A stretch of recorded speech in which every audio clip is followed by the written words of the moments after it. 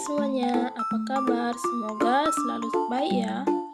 Pada kesempatan kali ini, kita akan belajar mengenai majas atau gaya bahasa.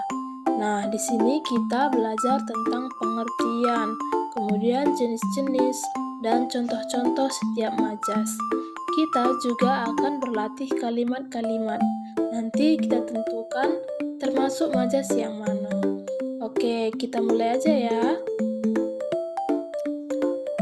Apa sih yang dimaksud dengan majas itu?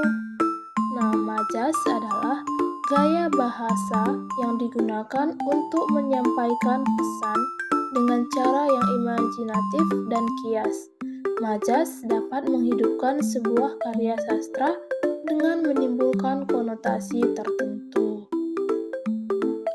Majas yang akan kita pelajari adalah metafora, personifikasi, dan hiperbola. Kita bahas satu persatu. Yang pertama, metafora. Metafora adalah gaya bahasa yang membandingkan suatu benda dengan benda lain karena mempunyai sifat yang sama atau hampir sama. Nah, contoh dari majas metafora yaitu Budi makan hati akibat kejadian yang menimpanya. Nah, dalam kalimat ini, makan hati berarti mengalami kesedihan, penderitaan emosional, atau kekecewaan yang mendalam. Majas yang kedua yaitu personifikasi. Majas personifikasi adalah gaya bahasa yang menggambarkan benda atau objek tak hidup seolah-olah memiliki sifat seperti makhluk hidup atau manusia. Nah, contoh dari majas personifikasi yaitu mobil tua itu tampaknya sudah lelah dan menolak untuk hidup kembali. Kata lelah dan menolak merupakan majas personifikasi yang berarti mobil tersebut sudah tidak layak pakai dan tidak bisa diperbaiki lagi. Yang ketiga, majas hiperbola. Majas hiperbola adalah gaya bahasa yang menggambarkan sesuatu secara berlebihan, sehingga seringkali sulit dipahami atau kurang masuk akal. Nah, contoh majas hiperbola yaitu rumah itu dijual dengan harga yang selangit. Arti dari majas ini yaitu menggambarkan bahwa rumah tersebut dijual dengan harga yang sangat mahal. Supaya lebih memahami majas personifikasi, metafora, dan hiperbola, mari kita bahas latihannya. Yang pertama, lidahnya setajam pedang yang siap melukai siapapun. Nah, di sini termasuk contoh dari majas hiperbola. Kata yang mana yaitu lidah setajam pedang. Maksudnya seseorang yang selalu berkata-kata menghina, merendahkan, dan bisa melukai hati lawan bicaranya. Yang kedua, si jago merah melahap rumah-rumah itu. Nah, di sini maksudnya si jago merah itu yaitu api yang membakar rumah. Nah, di sini termasuk majas metafora. Yang ketiga, setiap pagi burung itu selalu bernyanyi di suasana yang sejuk. Nah, ini termasuk dari majas personifikasi. Nah, di mana burung selalu bernyanyi melambangkan keceriaan, keindahan, dan kebebasan.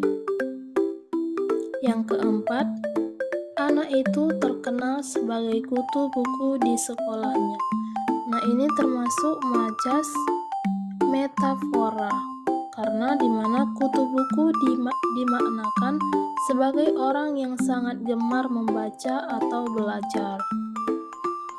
Yang kelima, rintik hujan menari-nari di atap kota. Nah, ini termasuk dari majas personifikasi, di mana Hujan menari-nari yaitu hujan yang turun deras di atas rumah atau bangunan. Yang keenam, wajahnya bersinar seperti bintang.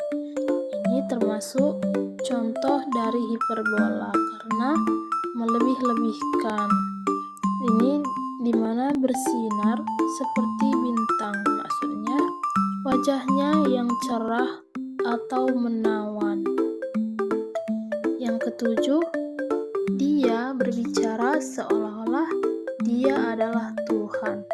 Ini termasuk majas hiperbola, di mana bermakna seseorang yang sangat percaya diri atau sombong.